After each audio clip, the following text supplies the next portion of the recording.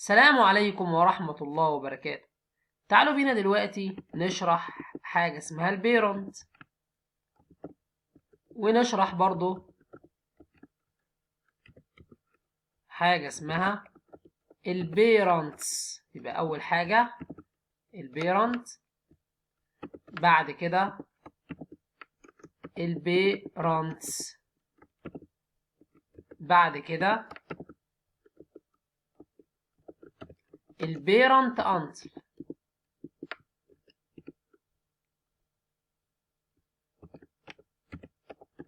البيرنت أنتل. ايه التلات حاجات دول؟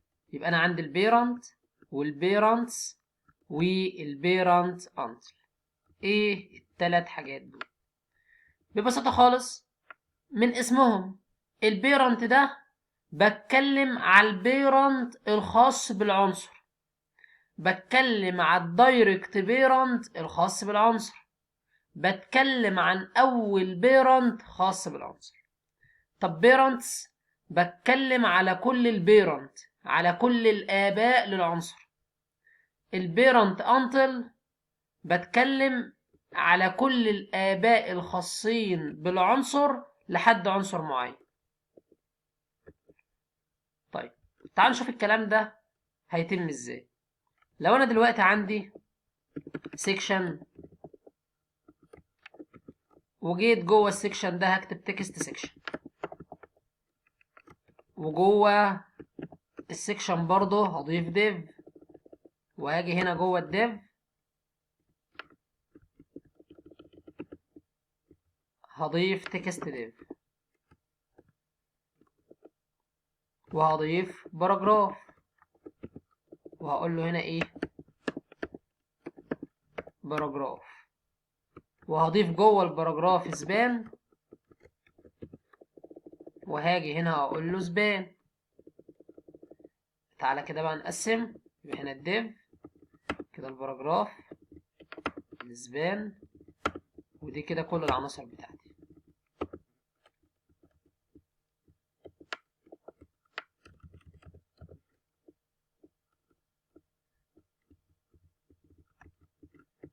يبقى انا كده عندي السبان، وده كده الباراجراف. يبقى هي دي العناصر. يبقى انا عندي ديف او عندي سيكشن، جوه السيكشن ديف، جوه الديف فيه باراجراف، جوه الباراجراف فيه سبان. طيب وماذا بعد؟ هنروح دلوقتي جوه الجيكويري دوت جي اس، وهقول له كونسول دوت لوج، يعني اطبع لي، واحدد العنصر. هقول له هات لي العنصر اللي اسمه سبان، هات لي العنصر اللي اسمه سبان، وهقول له هنا دوت بيرنت، هقول له هنا السبان دوت البيرنت، وتعال شوف ايه اللي هيظهر معايا. طبعا ده كده سيكشن وديف وباراجراف وسبان. جميل. نفتح شاشة الكونسول. انا هنا قلت له هات لي البيرنت الخاص بالسبان. هو السبان اصلا موجود جوه ايه؟ اول بيرنت للسبان ده هو الباراجراف. طب تعالوا كده نتأكد، نعمل ريفريش، افتح شاشة الكونسول، هلاقيه هنا ايه بالفعل قال لي ان انا عندي بيرنت، والبيرنت ده اسمه ايه؟ اسمه باراجراف. البيرنت اسمه باراجراف. طب لو انا جيت دلوقتي وبدل بيرنت قلت له بيرنتس، تعالوا نعمل ريفريش. لاحظ هنا انا عندي عنصر واحد بس الا وهو الباراجراف، حتى هو ضايفه لي هنا اهو، ضايف لي الباراجراف هنا. تعال نعمل ريفريش، هلاقي دلوقتي ان الموضوع اختلف. بقى عندي باراجراف، وبقى عندي ديف، وبقى عندي سيكشن، وبقى عندي بادي، وبقى عندي اتش تي ام ال. يعني جاب لي كل التاجات اللي فوق السبان. ما السبان ده فوقه باراجراف، او البيرنت ليه باراجراف، البيرنت ليهم ديف، البيرنت ليهم سيكشن، البيرنت ليهم بادي. طب ايه اللي بيرنت كمان للبادي؟ الاتش تي ام ال. يبقى هنا هو قدر يجيب لي كل البيرنتس. تعال نعمل كده ريفريش، وبالفعل جاب لي ايه كل البيرنت. حتى هو قسمها لي، قال لي انت عندك الدايركت بيرنت ده عبارة عن اول بيرنت قبلك هو الباراجراف، تاني بيرنت قبلك هو الديف، تالت بيرنت السكشن، رابع بيرنت البادي، خامس بيرنت ال HTML. حتى هو مقسمهم كده من اول الصفر لحد الاربعة، وقال لي دي عبارة اللينس بتاعها 5. يعني هو رجع لي العناصر دي كلها في اري، الاري باراجراف ديف سيكشن كله عنصر، ودي عناصر الاري في اندكس 0 باراجراف. المهم ما علينا، يعني هو رجعها ازاي مش هتفرق معانا كتير. فالمهم الفرق يكون واضح، الفرق بين بيرنت وبيرنتس. طب لحد كده وخلاص؟ لا طبعا، في عندي حاجه اسمها بيرنت انتل. طب ايه بقى البيرنت انتل دي؟ قال لي البيرنت انتل يعني بحدد له هات لي كل البيرنتس لحد عنصر معين، حتى اسمها بيرنتس انتل، في هنا اس في الاخر وبنتك على الاس شويه. طيب هنا لو انا قلت له لحد السكشن، فده معناه ايه؟ معناه هات لي كل البيرنت وقافله عند السكشن. يعني البيرنت للسبان باراجراف، البيرنت ليهم ديف، لقيت سكشن خلاص، يعني السكشن حتى مش هتلاقيه ظهر معانا، يعني بيجي عند السكشن كده وما يجيبوش. تعالى كده نعمل ريفريش، وبالفعل جاب لي الباراجراف وجاب لي الديف فقط. قال لي اللي فيه اول عنصر الباراجراف، تاني عنصر الديف، واللينس عندك باتنين. طب السكشن ليه ما ظهرش؟ لان انا قلت له بيرنت انتل سكشن، يعني هات لي كل البيرنتس لحد السكشن، بس السكشن ما تجيبوش معاك. يعني لو انا جيت هنا بقى قلت له بادي، هتلاقي السكشن بدأ يظهر. هقول له هنا ايه بادي، وبالفعل هلاقي السكشن بدأ يظهر معايا. قال لي هنا باراجراف ديف سكشن، وبالفعل السكشن بدأ يظهر معايا. طب لو انا قلت له دوت html بيرنت انتل html، هلاقيه جاب لي البادي معانا في السكه، يبقى البي والديف والسكشن والبادي. طب ده كان بخصوص العرض. طب انا حابب بقى اعمل افكت معين بقى عن طريق البيرنت والبيرنتس والبيرنت انت. تعالى كده مثلا نشيل كونسول دوت لوج دي خالص، واجي هنا هقول له ايه؟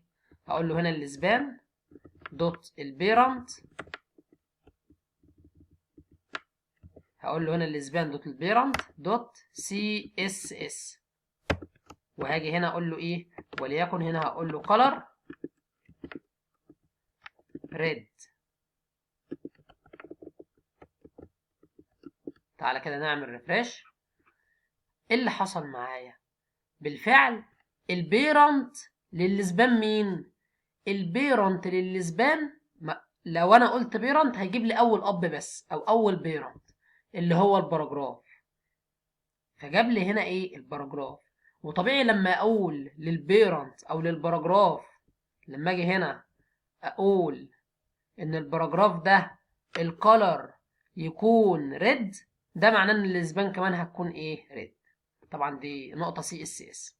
طيب يبقى انا كده دلوقتي لما انا قلت له بيرنت فجاب لي الكولر للباراجراف بس الاول اب.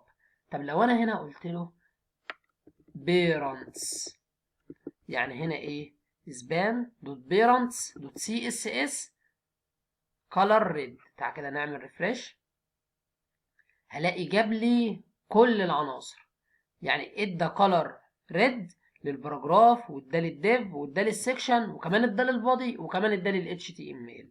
طب حابب تتاكد من النقطه دي، بدل ما اقول له كولر هقول له هنا باك جراوند كولر، هقول له هنا باك جراوند كولر بريد. تعالى كده نعمل ريفريش، يبقى في مشكله في الباك جراوند، باك جراوند في حرف الدي كان ناقص. نعمل ريفريش دلوقتي، هلاقي هنا ايه؟ هلاقي ان الاسبان خد باك جراوند كولر ريد، والباراجراف خد باك جراوند كولر ريد، والديف والسكشن والبادي والاتش تي ام ال. عشان كده البادي نفسه بقى واخد باك جراوند كولر ايه ريد، والاتش تي ام ال الصفحه كلها واخده باك جراوند كولر ريد. الصفحه كلها هتلاقيها واخده زي ما انت شايف كده، واخده باك جراوند كولر ريد. تعال نشوف كده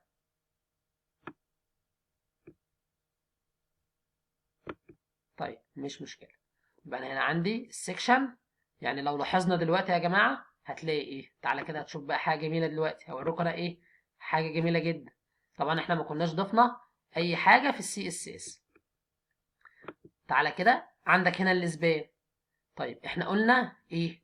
قلنا الاسبان دوت بيرنتس، يعني كل الاباء تاخد الخاصيه دي باك جراوند كولر ريد. تعالى بقى شوف، هو راح للاول اب مين؟ الباراجراف، واداله ستايل باك جراوند كولر ريد. الاب اللي فوق الباراجراف الديف اداله برضه باك جراوند كولر ريد. الاب ليهم السكشن اداله برضه باك جراوند كولر ريد. حتى البادي اداله باك جراوند كولر ريد. حتى ال HTML برضه اداله باك جراوند كولر ريد. اداله برضه باك جراوند كولر ريد. طب لو انا جيت هنا قلت له بقى بلاش بيرنتس، خلينا نقول بيرنت انتل، وافتح الاقواس هنا واحدد عنصر معين. لو انا قلت له لحد الباراجراف يبقى عندي بس اللي هياخد باك جراوند كولر ريد. تعال نعمل سيفنج هنشوف ده مظبوط. هقول له الاسبان. طيب تعالى نقول بدل الباراجراف ده نقول ايه؟ ديف. وبالفعل لما انا هنا قلت له باراجراف ليه ما جبليش حاجه؟ تعال هنا اول لما انا قلت الديف جاب لي ايه؟ جاب لي باك جراوند كولر للي جوه الديف ده، للبيرنت وللسبان. جاب لي باك جراوند كولر للبيرنت والسبان. تعالوا نفتح شاشه الكونسول. لان احنا قلنا ايه؟ احنا قلنا ان الانتل ما بيجيبليش الحاجه. يعني بيرنت انتل ديف، يعني التنسيق ده هيتنفذ على كل الاباء لحد الديف، والديف مش هياخد التاثير معايا. يعني اللي هياخد الباك جراوند كولر ريد مين؟ هياخد الباراجراف. طب الديف ما انا قايل له ديف انتل الديف، ما انا قايل له لحد الديف. بس احنا قلنا ايه من الاول واتفقنا على ايه؟ اتفقنا ان انتل الحاجه اللي انا بحددها مش بتتاخد معايا. يعني الديف ده ما بياخدش الباك جراوند معايا. طيب لو انا جيت هنا قلت له سيكشن، هاجي هنا اعمل ريفريش، هلاقي ايه اللي حصل؟ هلاقي ان الديف ده كمان اخد الباك جراوند كولر ريد. طب السكشن لا، مش هياخد الباك جراوند كولر ريد لان هو منضاف معايا في الانتر، وبالفعل الديف دخل معايا. طب انا حابب بقى اضيف السكشن مثلا، فاقول له ماشي حط لي هنا ايه؟ بادي. وتعالى نعمل ريفريش، وبالفعل لقيت كل الاباء كده لحد البادي. لو جينا هنا فتحنا شاشة الكونسول هلاقي هنا الاسبان. طيب البيرنت مين؟ واخد باك جراوند كولر ريد. طب الديف باك جراوند كولر ريد. السكشن باك جراوند كولر ريد. البادي مش واخد معايا باك جراوند كولر ريد. طبعا نقدر نضيف الكلام ده كله عن طريق الايفنت. يعني ايه؟ يعني ممكن اعمل هنا بوتون واقول له هنا كليك هير، وادي البوتون ده وليكن كلاس واسميه بي تي ان. هقول له هنا بي تي ان، واجي للبي تي ان ده هقول له لو سمحت بالنسبة للبي تي ان الكلاس اللي اسمه بي تي ان دوت كليك، لما يحصل عليه كليك نفذ لي الفانكشن دي. ناخد بقى الكلام ده كله نطلعه فوق. تعالى كده نعمل بقى ايه؟ فريش. يبقى انا عندي هنا بوتون كليك هير. اول لما اضغط هنا يبقى لا، انا قلت له ايه بقى؟ قلت له لما يحصل كليك على البوتون اللي هو البي تي ان، انا مدي للبوتون كلاس اسمه بي تي ان. لما يحصل كليك على البوتون نفذ لي الفانكشن دي اللي فيها الكلام ده كله. تعالى كده نعمل ريفريش، اضغط على كليك هير، بالفعل نفذ لي الفانكشن وزود لي الستايلز. هلاقيه كده زود لي الباك جراوند كولر ريد في كل العناصر انطل مين؟ انطل البادي يعني البادي حتى مش هينضاف معايا، مش هياخد باك جراوند كولر. ده كان ببساطة شرح البيرنت والبيرنتس والبيرنت انتل. البيرنت ده بيسلكت اول اب بيقابله، اول اب بيقابل العنصر. البيرنتس بيسلكت كل الاباء الخاصة بعنصر معين. بيرنتس انتل بيجيب لي كل الاباء الخاصة بعنصر معين لحد عنصر معين. والبيرنتس انتل بياخد هنا ايه، لازم هنا ايه احدد له لحد فين، يعني هجيب البيرنتس لحد فين. والحاجة اللي انا بحددها هنا لو كانت ديف او اي عنصر تاني دي مش بتختارها معانا، يعني مش بتكون معانا، مش بيتنفذ التأثير عليها. لو انا هنا قلت ديف يبقى كل الاباء لحد الديف، وخد بالك ان الديف ده مش هيتنفذ عليه التأثير.